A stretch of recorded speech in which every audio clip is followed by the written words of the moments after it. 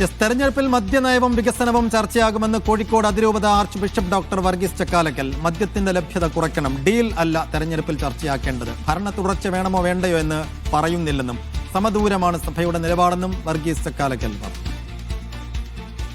മദ്യനയം ഒരു വിഷയമാണ്.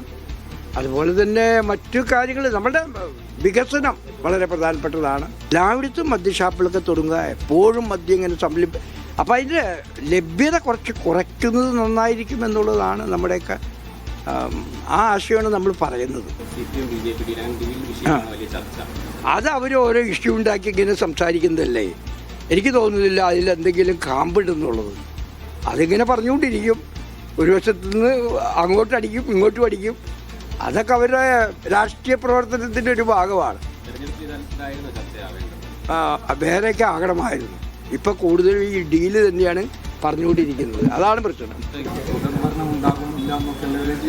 ഞാൻ അതിനെക്കുറിച്ച് ചിന്തിക്കാറില്ല, അതിനെക്കുറിച്ചൊന്നും പറയാറില്ല. തുടർ ഭരണോ എന്ത് ഭരണോ ആയിക്കോട്ടെ എന്നുള്ളതാണ് നമ്മളുടെ